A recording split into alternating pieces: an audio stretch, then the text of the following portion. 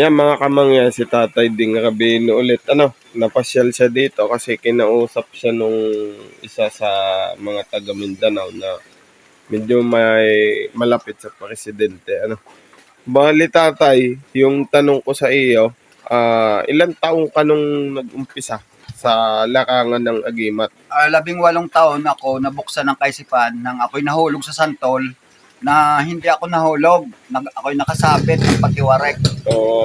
Nung po nalaman na yung spirit guide ko na si taga Dolores Quezon Sandiwata. Ang pangalan nun ay alimutan ko. Nagpakilala sa akin na sinambot niya ako. Nabuksan ng isip ko na ang tao pala ay may spirit guide na pwedeng iligtas ka kung gugustuhin nila. Kasi pinagtaka ko, ba't ako nahulog na ako'y nakatiwarek, na hindi ako pumapatak sa santol. Dahil tuyo yung nakapitan ko na tuyo, ay nabali. Ang nagpakilala sa akin na Maria Pe, ang pangalan ng spirit guide ko, taga Dolores Quezon, Sandiwata yan. Noon nabuksan ng isip ko, na nalaman ko na yung mga hiwaga, mga kalikasan, pati mga spirit guide, ay pwedeng maging anting sa live. Ayun, pwede. Pwede silang iligtas ka, lalo kung makikilala nyo sa. Katulad ng mga babaylan, napakaswerte nyo kung kayo maka-encounter ng babaylan. Nagpapakilala yan, pati mga pangalan nila, tuturuan kayo manggamot, kahit sila matagal ng panahon, ay ibinabalik ang kalaman sa tao. Ganun po yun. Pero nung mag-aral kayo ng lihim na karunungan sa panggagamot, ilang taon na kayo? Nung nag-umpisa ako ng manggamot, ang edad ko ay 21. Natulog ako.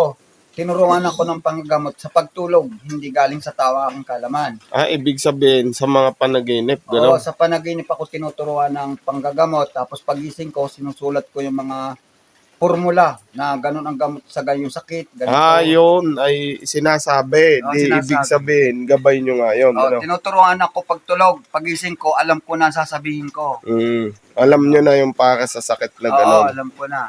Pero yung sinasabi nyo dati na medalyang luno nyo, kanino talaga nang galing yun? Yun ay galing sa isang katutubo na pinalimusan sa amin ng 60,000. Tapos nung limusan namin, sabi niya, yan ay overall, dala hanggang ulo. At kabaliktaran na ang luno ay kunat. Hindi kayo tatalban, hindi kayo tatamaan. Ang mga balimbuto, kaya nyong ituwid dahil sumusunod nga Oo. Ganon. Napakalawak ng saklaw ng medalyang luno. At hindi tinatalba ng kamera. Yung akin ay 24 shot ang dinaan ng pagsubok sa mga subel. Kaya yung nakapasa. Pagkat napipicturan, hindi nila nililimusan. Kaya umabot na daw yata ng 5 salop. Wala pa matagpuan luno. Pinakamahirap hanapin ang luno.